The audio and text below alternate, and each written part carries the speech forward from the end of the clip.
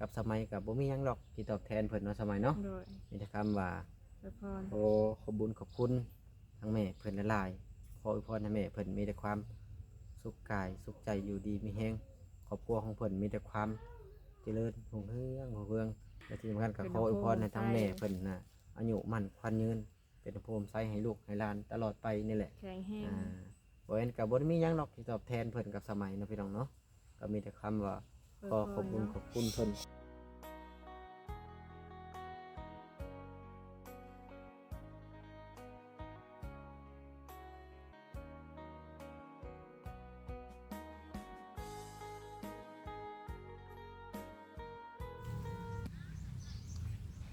สบายดีสวัสดีพ่อแม่พี่น้อง FC เบิดสุขุสู่คนว่าจะเป็นฝั่งไทยฝั่งลาวหรือว่าจะเป็นทางต่างประเทศกันยินดีต้อนรับเข้าสู่ช่อง YouTube เบาเอ็นสตูดิโอหรือว่า Facebook Fanpage เบาเอ็นอีกแล้วเนาะพี่น้องเนาะเอาส่งเปิดภาพมาตอนนี้ก็ยังอยู่เฮือนอยู่ซานคือเก่าเด้อพี่น้องกะที่แรกๆว่านี่แหละจะไปเกี่ยวข้าวเกี่ยวน้ำกับพอดีว่าทางเบาเอ็นน่ะได้สั่งดินมาเนาะพี่น้องสิเอามาเข้าเกิดครัวนี่แหละเนาะพี่น้องเนาะสั่งดินมากะ7 รถเนาะพี่น้องรถละ400,000เพราะว่ามันเดินทางมาไกลนะพี่น้องถ้าว่าอยู่ใกล้บริเวณที่ฝนตกนะมีแต่รถ250,000แต่ที่นี่บอยเอ็นสั่งมาเพิ่นก็เลยคิดไล่ค่าเดินทางหรือว่าค่ามาส่งอะไรเนาะพี่น้องเนาะก็ยังอยู่เฮือนอยู่ชานอีกคือเก่ากับสาวใหม่เพิ่นเนาะพี่น้องเนาะเบิ่งนี่แหละสบายดีเด้อนี่แหละน้องพี่น้องอยู่กับสมัยเพิ่นเบิ่งเพิ่นเอาดินมาส่งน้องพี่น้องเนาะเพิ่นกำลังเอามาส่งได้จักรถแล้วทำไม5 รถนั่งอีก3 5 6 7 8 รถ8 รถน้องพี่น้องเนาะสั่งมาเผื่อว่าอย่ามันบ่พอถ้าว่ามันบ่พอแล้วมันยากเนาะ8 รถนะป้าแล้วเอาค่ารถ1เฮา7 รถ8นะเอา7เรา1นี่8ก็พอดีว่าเดี๋ยวมาเข้าเงินไผเงินไผนี่ยังบ่ทันแล้วนะพี่น้องเบาเอ็นก่อแล้วยังบ่ทันแล้วท่าดินดอตอนหญ้าก็เลยที่นี่ประสบว่าเห็นเพิ่นคนดินหรือว่าจกดินนั่นแหละก็เลยว่าไปถามเพิ่นว่ามาส่งก็เลยหยุดเกี่ยวข้าวแล้วนะก็คือเอาดินเข้าเฮือนนี่ก็บ่แม่นเงินทางเบาเอ็นดอกพี่น้องเพราะว่ามีทั้งแม่เพิ่นหรือว่าทำผู้รักผู้ใหญ่หรือว่าผู้ใหญ่ใจดีเพิ่นนั่นแหละเนาะพี่น้องเพิ่นซอยเรือเข้ามาเนาะพี่น้องกับมีทั้งแม่อยู่ทางเมกาพูดเลยเนาะพี่น้องเนาะเพิ่นซอยเพิ่นสิเอาดินเข้าให้นี่แหละเพิ่นเห็นคลิปเบาเอ็นก่อเฮือนเนาะพี่น้องทีแรกๆเพิ่นก็เลยว่าอยากซอยเนาะพี่น้องเนาะก็คือก่อนๆก็มีคือการทำผู้รักผู้ใหญ่เพิ่นซอยมาเนาะพี่น้องเนาะคือเฮ็ดห้องน้ำเน่ก็มีเงินทางแม่เพชรเพิ่นเนาะพี่น้องเนาะตัวเฮ็ดครัวก็มีเงินทางพอขับไซเพิ่นเนาะพี่น้องเพิ่นก็อยู่พุ่นแหละต่างประเทศคือกันแล้วกับอันนี้ก็มีทั้งแม่เพิ่นอยู่ต่างประเทศอีกเนาะพี่น้องเนาะเพิ่นว่าบ่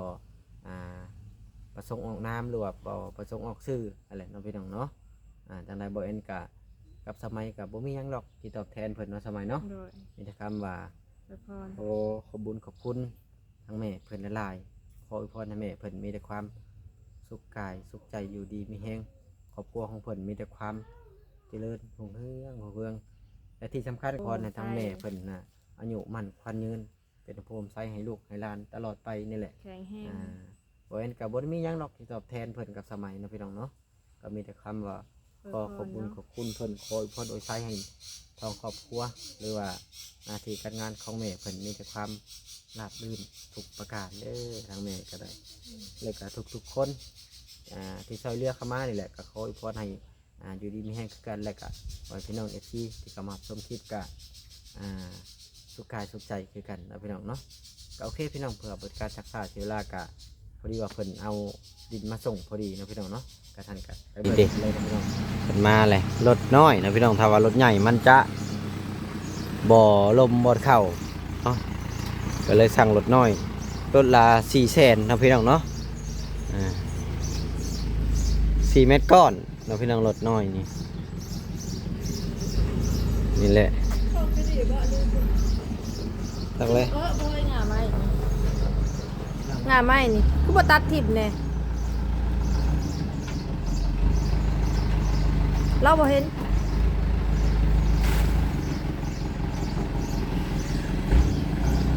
เอาผ้าตัดทิ่มดีกว่าหน่อยเดียวนี่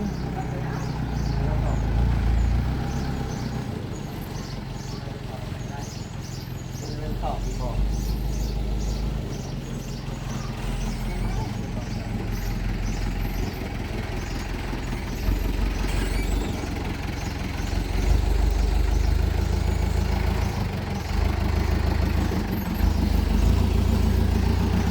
ตอกเส้นกันก็ได้เลยอืม ออกลงบ่อยจ้ะ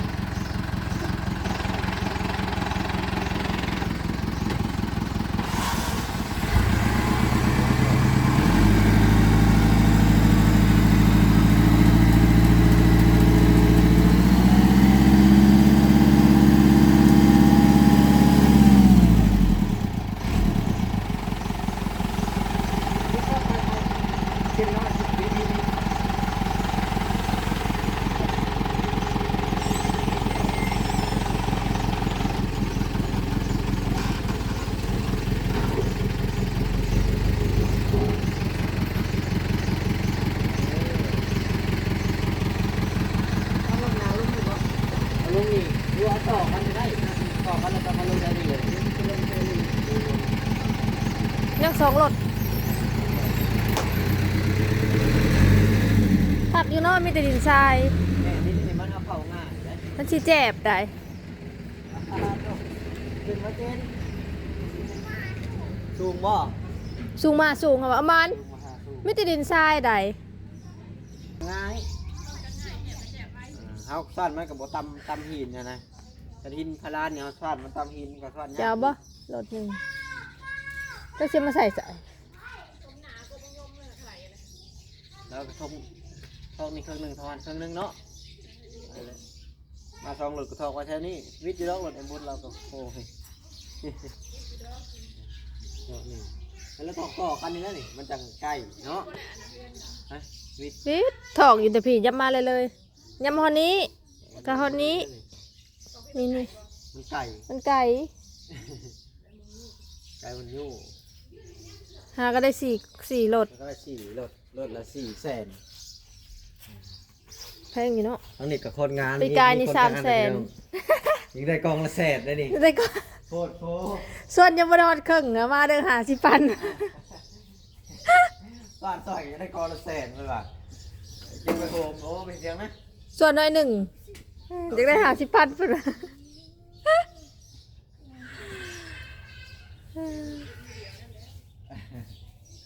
มันมีแต่ดินนี่คักอยู่ไหน มีดินในนี่ยังเหลืออีก2รถน่าจะพอ มันสิพอบ่ 6รถพอเยอะ จะอันนี่ผัดเอาตัวนี้ผัดสะลงนี่แน่แอนฮะ นี่ครับรถหนึง เหม็นความ พอเยอะ เบาบ่7โหลดเอาซะ7โหลด ว่าเบิ่งว่า2รถกับเบิ่งแน่ผูกคูณใหญ่นี่ คุณบักใหญ่กับมันแจ๊บเฮ้ยเปิดน้ำใส่แล้วมันแจ๊บเปิดน้ำใส่เห็นบ่เขาใส่สวดกันอย่างนั้น คูณใหญ่เนาะ เพราะว่า7โหลดพอดีเอาอีกโหลดหนึ่งอีก3โหลด แต่ว่ามันเฮาลงเฮือนน้ำมันเจ็บได้มันคือ เพื่อทิมนี่ได้เจ้าสิตักเอาเบิดบ่มันอยู่ในขี้ดิน ตัก นี่ เบิดแล้วบ่ให้ไปได้เงินจริงนิดนึงก็ไว้ไปได้ จ้าก็บ่ได้ตักบ่ทิมน้ำกับปลานั่นไรเพื่อมันบ่แม่นว่าทิมแต่มันตักบ่ได้พอดีมันเพียงจำหญ้าแล้วก็ตักบ่ได้แล้วก็ชวนตะเทิง หากว่าดินเอาไผ่กันใหญ่ดินแข็ง ดินเฮือนใหญ่ดินดากดินเหนียว มันบ่ได้แน่น ถิ่มสระน้ำดุมึงได้หอดบ่ลูกผมนั่นผมหันจะบ่ มันอย่ามันลม ผมยันมันเป็นคลองเบิ่งพี่เพราะว่ามันสิโยดเลยเกาะมือก่อนกับบักต้นไม้ออกเนี่ย มันสิโยดบ่ล่ะ มุมใกล้จักเฮ็ดไปสินี่มือก่อนกับบักอันนี้ออกนี่พราะว่า เด้มันโยดเด้มันอย่ามันโยดเลยทมนี่ก็เบิดหลายเติบนี่ เป็นห้อง มันก็เอาหมอนก็บ่ได้มีเงินดอกหาอยาก มีเงินก็อยากได้เพิ่นกระเทินเพิ่นมาจกมาเลย เอามันเป็นหนาวยังบ่ได้ไปที่นั้นมันบ่ได้ง่ายได้บุญ ตมอันนี้เนาะมัน ดินก็ดินนี่คักแท้เนาะ ก็เห็นได้หลายคนคอมเมนต์เข้ามาบ่แอนเป็นหยังคือตัดทิ่มต้นนี่เพิ่นว่ามันอยู่ใกล้บ่มันโยนดีแล้วพุ่นนะบ่แอนย่านมันเข้าเฮือนน่ะมันใกล้ๆกันกับเฮือนนี่แหละนี่จับก็ถึงนี่บ่แม่นห้ามเข้าเฮือนลงจับก็เลยว่าตัดทิ่ม ยังกะโลแตก ทิ่มแล้วก็เอาไม้มาคั่นไว้ ดินนี่ก็คักเลยได้ดินอันนี้เดซิเบิดครึ่งหนึงเลยได้นี่ฮะ คั่นไว้แล้วก็ รถหนึ่งนี่ก็ได้ หลออกนะพี่น้อง เอามากันสิ ฮะ เจ้าเพิ่นเอาบ่สิ ผมเบิดดิ เบิดแล้วเด้อ บ่หลายเติบ กองเนี่ยกองเนี่ยเบิดผมเบิดนะ ไว้ บ่ เนาะเดี๋ยวหนูพอ บ่ให้หางลิ้นไหลลงมาทางนี้หางลิ้นไหลลงพุ่น เจ้าไหนาเนาะมีเปลืองเนาะ ยกให้นะ ดินอันนี้พอดี จ้าง2,000อันนี้ก็พี่น้อง2,000พอได้อมยิ้ม ของเฮาขึ้นแล้วเพิ่นสิเอาเข้าเฮือนเบิดภาวาสะในนี่มันก็เบิดแล้วนี่มันก็บ่พอแล้วในเฮือนมันเป็นดินนี่ให้แก็บพดน้ำใส่แต่ละมื้อให้แก็บ กระโพดเอาเทป มันบ่แจ่มมันก็บ่คัก บุกโลเสร็จเลยเนาะ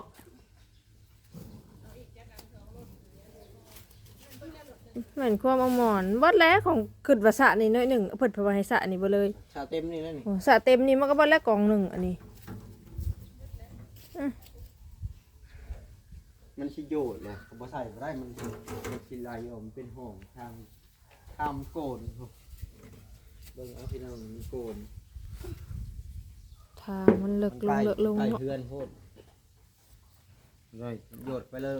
เฮ็ดได้มีเงินก่อนเฮ็ดกำแพงมีเงินก่อนด้วยก่อนเฮ็ดกำแพงทำให้กำแพงกะ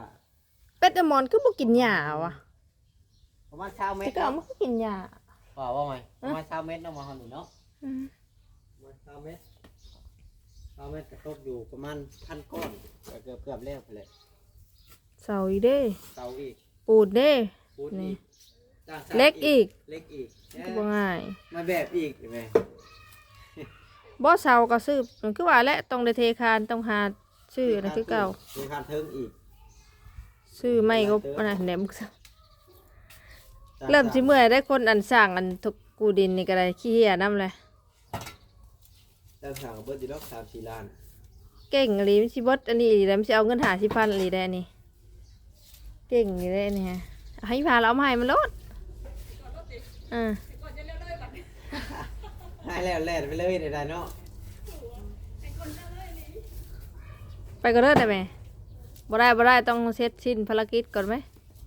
สิให้บ่ได้เวียกบ่ให้ได้ไผสิเอาเงินก่อน 3,000นะให้ก็ได้ 2,000ทึกบ่ 2,500 ทุกคนบาทบ่ 2,000 บาทก็ได้หลายได้ 2,000 บาท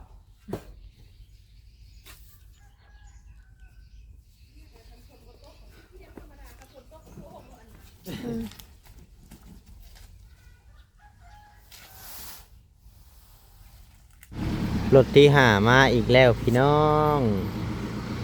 มาอีกแล้วนี่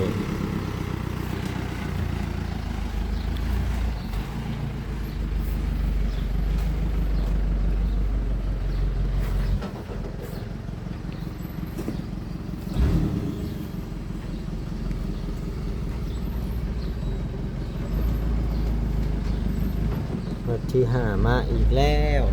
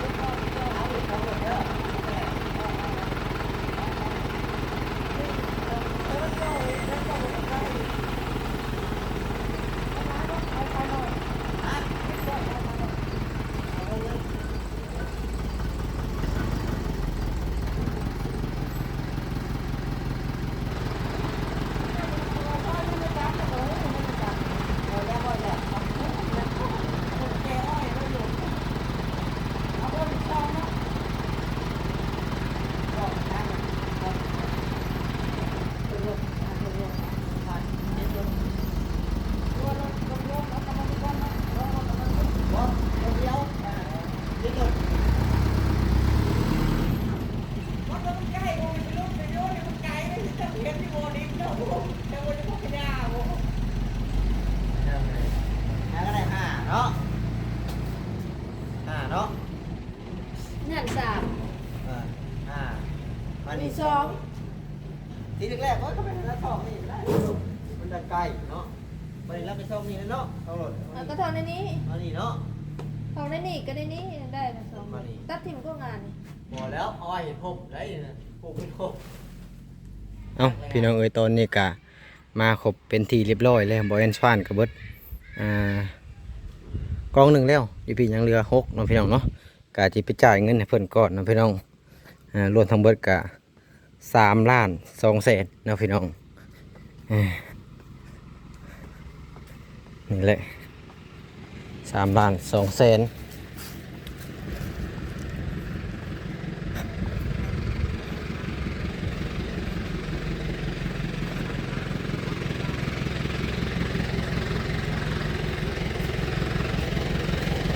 นับบังดูทำมันเรือกะทอนมา เนาะโอ้ยเสียน้ำใจ ขอบใจขอบใจ เลี้ยวร้ายดอกเลี้ยวก็ได้ก็ได้ ขอบใจนับเบิ่งนะแม่น่ะมันบ่พออะไรยากได้น่ะ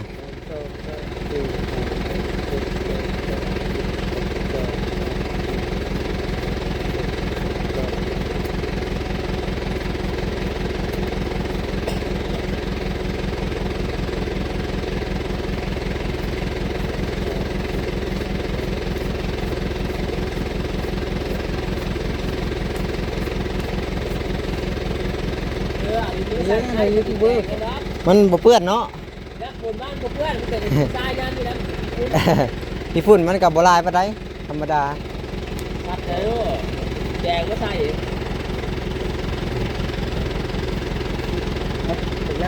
ขอบใจขอบใจคือกัน มันไกลกับที่รุ่นเสร้ายก็ได้ยังไกลได้จากที่เจ้าเห็นเลยนะพอดินก็บุญละพรเจ้าไป ขอบใจ เอ้าจะได้ก็ขอบคุญขอบคุณไปยังทางผู้รักผู้ใหญ่เพิ่นอีกเทื่อหนึ่งเด้อที่ซื้อดินข้าวเฮือนให้เบาแอนนี่แหละขออวยพรให้แม่เพิ่นมีแต่ความสุขกายสุขใจอยู่ดีมีแฮงเบิดสุขสู่คนเด้อพี่น้องเอ้ย